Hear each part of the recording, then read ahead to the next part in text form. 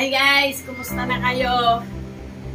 Eto ako, nagbabalik. Hindi ako laging nakakapag-vlog kasi maraming ginagawa si Lola. Nagluluto rin na kasi ako ngayon. Ngayon, tumimbang ako ng 1/4 lang ito guys. At ang kilo nito ay 50 pesos. Ito kasi yung remnant. Ayan, ganito lang siya kalaki. Pero ano po ito? Korean cotton. Ayan. Gagawa tayo ng dress. Tapos guys, ito kasi, ito yung putol niya. Ayan o, ganito lang kaliliit yung tela natin. Yan. 3 piraso ito. Ito ay 1/4. So, ang price nito, bali pumapatak lang tayo ng 12 pesos and 50 centavos. Ngayon, pag nabubuo ko yung ganito ko guys, binibenta ko siya ng 100. Kasi maganda naman po yung tela, hindi naman natin sinasamantala yung bumibili. Kasi quality naman po yung ating tinitinda, yung aking tinitinda. O guys, unahin ko na yung manggas. Ang size ng manggas natin, ito yung pinaka-length niya, 7.5 by 11 itong papel natin. Pero yung kasing kilikili niya ay 18. Hatiin natin yung 18. Dito tayo sa 9. Yan. Ayun guys, etong 9, dito, hatiin nyo siya dito sa 4.5. Yan, dito tayo guys, sa 4.5. Hawakan nyo ito, idikit nyo doon yung dulo, dito yung 9.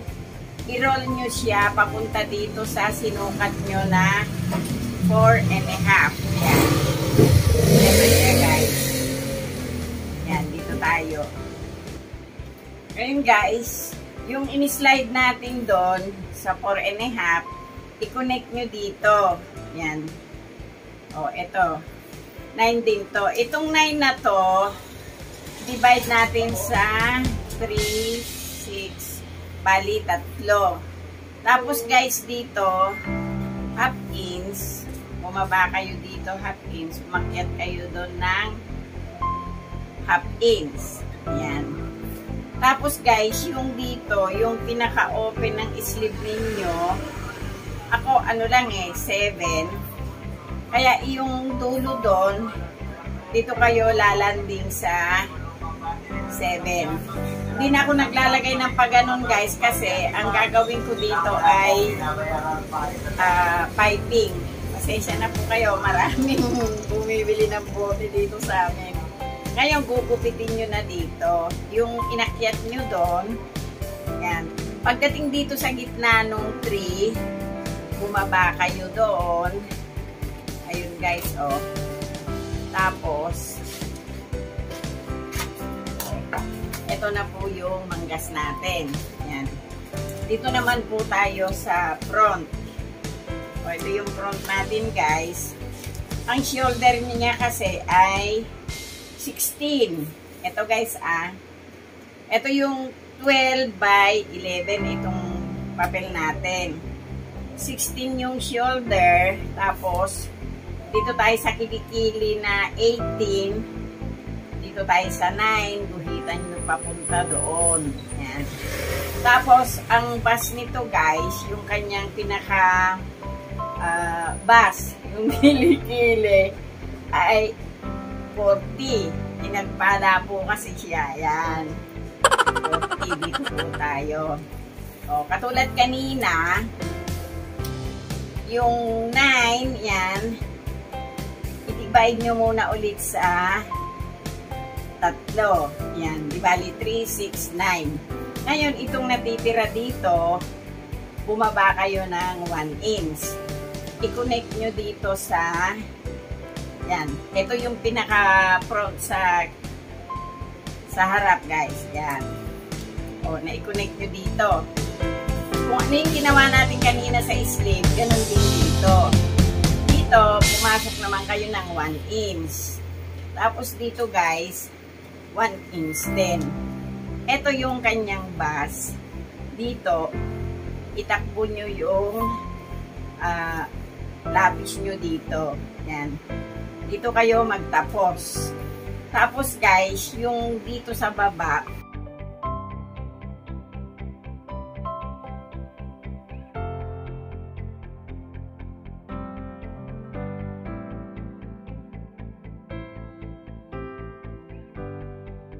yung sa harap, 3 by 5.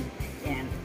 Tapos dito guys, lagyan nyo siya ng 2 inches mula dito sa tabi. Ngayon doon sa 2 inches, ibaba nyo po ito. Ito na po yung front natin. Ngayon, pagdating sa back, kasi spandex to guys, wala tayong lalagyan ng zipper, wala tayong ano yan. Dito, idikit nyo lang ng ganito. Tapos, upitin nyo na po siya doon sa kilikili. Diretso doon sa pinaka, parang bewang na ito guys. Ngayon dito, ayan guys, oh, gupitin nyo pa rin siya dito. Oh, ito na lang ang natitira. Ngayon dito, bumaba kayo ng, pagdating dito guys, bumaba kayo ng 1 inch. Yan. Ito yung pinakabatok natin. Yung 1 inch, bilugin nyo ito papunta dito sa 1 inch. Yan. Ito na yung 1 inch guys. Gupitin na natin dito. O, yan. Ito yung back. Ito yung front. At ito yung slim. O, tabasin na po natin yung tela natin.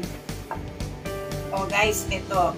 Ginawa ko siyang back to back kasi malaki naman po pala yung tela natin. Pero kung maliit ang tela nyo, pwede nyo i-single ito kasi lalagyan naman po siya ng parang bayad.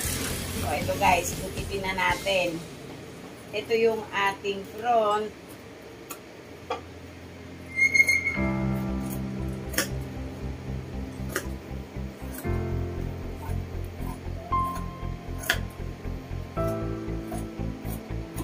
Yan. Tapos guys, dito, maglagay kayo ng allowance na 1 inch. Tapos na po yung front natin. Ito naman na po yung back natin. Yan. Back to back din po ito. Dito naman, gupitin nyo na po siya doon. Diretso na natin. Tapos guys, dito,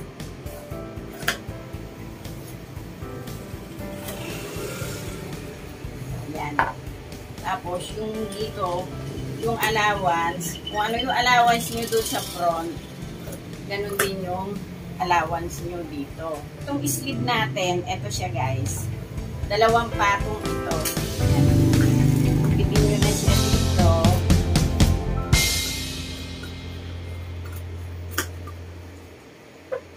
Tapos, pagdating dito guys, yan. Sobra naman yung tela natin. Slide nyo na po siya doon para maging tupi na nung manggas. O, yan. Tapos na po yung manggas, tapos na yung back at saka front. Ngayon, dito tayo sa pinaka-skirt niya. O, ito guys, o. Isang buo ito. Ang width nito ay 60. Yan, yung 60, ipo-fold nyo ng isa, tapos fold nyo pa uli ng isa, bali 2 fold yung inyong 60. Ngayon, itong tela may design. Kaya ang gagawin natin guys, ganito. Itong pattern ng front, ito bago nyo gupitin, tuwidin nyo muna yung tela nyo. Napakadali lang ito guys, wala nang sukat-sukat na marami. Ngayon ito, idikit nyo dito. Hindi natin pwedeng itabi kasi yung design mawawala sa gitna. Sayang naman. Pag tinabi nyo ito guys, mag-allowance kayo ng 1 inch.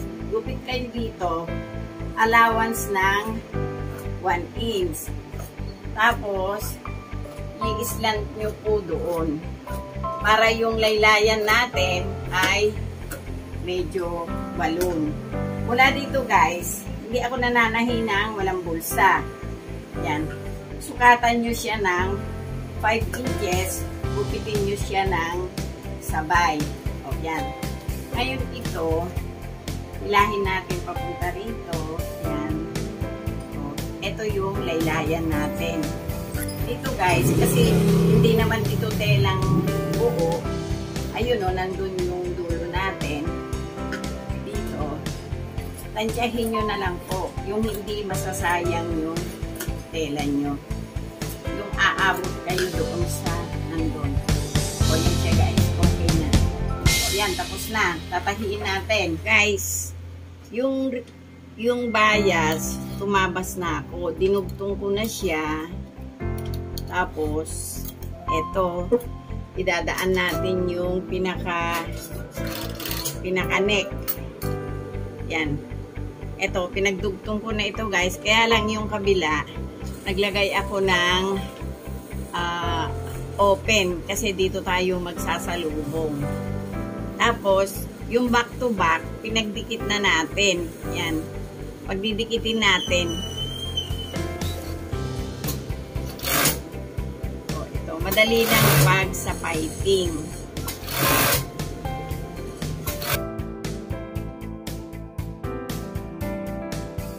Ganun lang kabilis yun, guys. O, yan na, o. Tapos na yung neck natin. O, guys, dinikit na natin yung shoulder sa edging. Ito na siya, nakabuo na. Ngayon, ididikit naman natin yung manggas.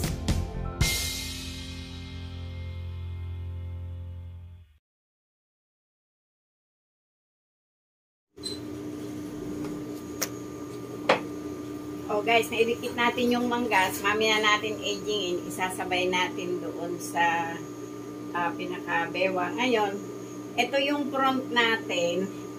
Ayan, may design kasi ito guys. Kailangan yung front natin, medyo magtama sila ng design dito.